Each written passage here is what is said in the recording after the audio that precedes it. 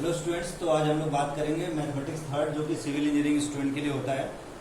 Last unit चल रही है, यूनिट 5, इसी के कंटिन्यूएशन में जो कल हम लोग नेक्स्ट वीडियो मतलब प्रीवियस डे में पढ़ा था हमने हेस डायग्राम के बारे में क्या होता है। आज हेस डायग्राम पे एक आप न्यूमेरिकल देखेंगे जो एग्जाम में AKTU में आए हुए हैं, और लैटिस के बारे में पढ़ेंगे और लैटिस पे एक न्यूमेरिकल डिस्कस करेंगे और एक आपको होमवर्क मिलेगा। वो सारे के सारे न्यूमेरिकल प्रीवियस ईयर्स में पूछे गए हैं, ये ध्यान रखिएगा, ठीक है। जैसे अगर हम स्टार्ट करते हैं यहाँ पर, draw the hess diagram of D30। 1890 में आया हुआ क्वेश्चन, सिंपल 2 मार्क्स का क्वेश्चन है, 2 मार्क्स में आया हो कि हेस डायग्राम को ड्रॉ करके बताइए D30 क्या होता है। तो D30 मतलब D मीन्स डिवाइजर से होता है कि 30 के जितने भी डिवाइजर है उनका सेट बना लीजिए और उसका हेस डायग्राम ड्रॉ कर दीजिए, दैट्स इट, एकदम सिंपल है। तो let A is equal to set of divisor 30। कई बार यहाँ D चाहे 30 ऐसे लिखता है या यहाँ पे साथ में लिखता है, दोनों का एक ही मतलब। कई बार D36 का भी पूछता है कि draw the hess diagram of D36, इसका मतलब 36 के जितने डिवाइजर है, यानी जो जो नंबर 36 को डिवाइड कर सकते हैं उनका सेट बना लीजिए और उसका हेस डायग्राम ड्रॉ कर दीजिए। Okay, A is equal to set of divisors of 30। D30 का मतलब यही हुआ। तो 30 को कौन कौन से नंबर डिवाइड कर सकते हैं? 1 सबको डिवाइड करता है, 2 3 5 6 10 15 30 इटसेल्फ खुद से डिवाइड होगा, बाकी आप 15 2 30 10 3 30 6 5 आप देख सकते हैं सारे जो है जो 30 के डिवाइजर है उसको सेट के फॉर्म में लिख दिया गया। अब इसका हेस डायग्राम बहुत सिंपल है ड्रॉ करना, आप देख सकते हैं जैसा कि प्रीवियस में आपको बताया गया था। हेस डायग्राम में कोई डायरेक्शन नहीं होता है, पहली पॉइंट। दूसरी बात कि बहुत सारे लोग उसको सर्कल में लिखते हैं, आप चाहे तो सर्कल के जगह डॉट लगा दीजिए, कोई प्रॉब्लम नहीं, डायरेक्शन नहीं होना चाहिए।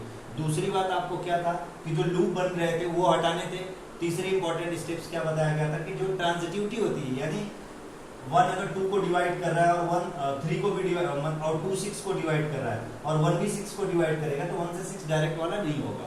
ट्रांजिटिव वाली प्रॉपर्टी जो होती है वो यूज नहीं होगी, ऑलरेडी हम लोग प्रीवियस में डिस्कस कर चुके हैं। तो चलिए ड्रॉ करते हैं। पहले 1 लिख लिया, फिर 2, फिर 3। तो देखिए 2 को 1 डिवाइड करता है, अपोज करता है, 3 को 1 डिवाइड करता है, अपोज करता है, 5 को 1 डिवाइड करता है, अपोज करता है। तो इनको मैच करा दिया, मतलब ज्वाइन करा दिया विदाउट एनी एरो, हेड नहीं देना है, डायरेक्ट ज्वाइन करना है, ठीक है। अब उसके बाद देखते हैं 6 को कौन कौन डिवाइड करेगा। तो 6 को 3 और 2 करेगा, तो 6 यहाँ लिखा, 3 और 2 से डिवाइड। 5 नहीं करता इसलिए 5 को नहीं ज्वाइन किया। अब बहुत सारे बच्चे सोच रहे हैं 1 भी तो करता है, लेकिन अगर 1 से हम मैच करते तो एक स्टेप बन जाएगा। 1 3 को भी डिवाइड करता है और 1 6 को भी करता है, तो 1 से डायरेक्ट मिलाएंगे तो तीसरा केस आ गया ना, A B से रिलेटेड है, B C से रिलेटेड है, A directly related to C, जो कि ट्रांजिटिविटी है, उसको अप्लाई नहीं करना है। हेस डायग्राम में यही इंपॉर्टेंट चीज होता है, ट्रांजिटिव नहीं लेना होता है। जैसे 1 2 को डिवाइड कर रहा है, 2 6 को कर रहा है, तो 1 6 को भी कर रहा है, बट ट्रांजिटिव ड्रॉ नहीं करना होता है हेस डायग्राम में, यानी A से 1 से 6 डायरेक्ट नहीं मैच करेगा। ओके, अब सिमिलरली आते हैं 10 पे। तो 10 यहाँ पर लिखने का मतलब हुआ 10 क्या 6 से डिवाइड होता है? नहीं होता है। 10 क्या 3 से डिवाइड होता है? नहीं होता है। किससे होगा? 5 से होगा, तो 5 से कर दिया। 2 से होगा तो 2 से कर दिया, 5 से भी कर दिया और 2 से भी कर दिया। ऑब्वियस 1 से होता है, लेकिन अगर 1 से 10 को मिलाए तो ट्रांजिटिव प्रॉपर्टी हो जाएगी, बिकॉज 1 5 को भी डिवाइड करता है, 1 2 को भी करता है और 2 डायरेक्ट 10 को करता है, 5 भी 10 को करता है। तो 1 से 10 मिलाएंगे तो ट्रांजिटिव प्रॉपर्टी हो जाएगी, वो नहीं रखना है। बार बार मैं बोल रहा हूँ, ध्यान रखिएगा, अक्सर स्टूडेंट को ये कंफ्यूजन होता है, ठीक है। अब उसके बाद 10 के बाद हमारा आता है 15। 15 यहाँ पे लिख लिया, 15 ऊपर क्यों नहीं लिखा? बराबर में लिख सकते हैं 10 के, या उससे नीचे, उससे मतलब नहीं, क्योंकि 10 15 को डिवाइड नहीं करता ना, इसलिए कोई उसका लेना देना है नहीं। 5 करता है और 3 करता है, इसलिए 15 को इधर लिखा। सपोज दैट अगर 12 होता तो 12 यहाँ लिखते थे ताकि 6 हो सकता था और 3 भी हो सकता था, ये ध्यान रखना होता है। तो 15 5 भी डिवाइड होता है, 3 भी होता है। 1 का अगेन नहीं मिलाएंगे क्योंकि ट्रांजिटिव वाली प्रॉपर्टी हो जाएगी। अब लास्ट बचा हमारा 30 लिख लिया। 30 को कौन कौन डिवाइड करता है देख लेते हैं। 6 डिवाइड करता है 30 को, 15 भी 30 को डिवाइड करता है, 10 भी 30 को डिवाइड करता है। ट्रांजिटिव वाली प्रॉपर्टी यूज नहीं करेंगे। अब जैसे आप अगर आप बात करें 3 का 30 से, तो वो गड़बड़ हो जाएगा। 3 का 30 से क्यों नहीं मिला? 3 भी तो 30 को डिवाइड करता है, बट वहाँ पे ट्रांजिटिविटी आ जाएगी। क्यों? क्योंकि 3 5 15 को भी कर रहा है और 3 30 को भी कर रहा है, तो गड़बड़ हो जाता है। सेम चीज 3 6 को भी कर रहा है और 6 30 को भी कर रहा है, इसलिए 3 से 30 नहीं मैच करेंगे। क्यों?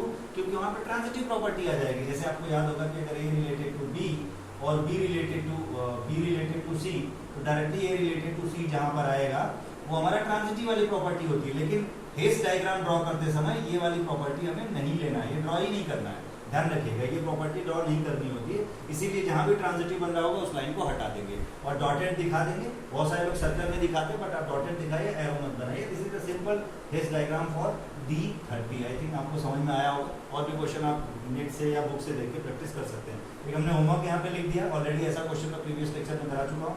a = 3, 4, 12, 24, 48, 72, ये भी 17 और 18 में पूछा गया है। ड्रॉ द हेज डायग्राम, और रिलेशन क्या दिया गया है। हेज डायग्राम आपको पता है कैसे ड्रॉ होता है, पार्शियल ऑर्डर सेट के लिए होता है। पार्शियल ऑर्डर सेट के साथ एक रिलेशन होता है, जो रिलेशन आपका रिफ्लेक्सिव हो और एंटी सिमेट्रिक और ट्रांजिटिव हो, उस वही से आपका पार्शियल ऑर्डर सेट बनेगा, पोसेट जिसको कहते हैं। तो ये ध्यान रखिएगा, ये जो आर की जगह ये रिलेशन दे दिया कि a ≤ b होना चाहिए, लेकिन a डिवाइड b भी करना चाहिए, जो वही ऑर्डर पे लिए जाएंगे जो a b को डिवाइड करे। तो इसमें से आप ढूंढ लेना कौन कौन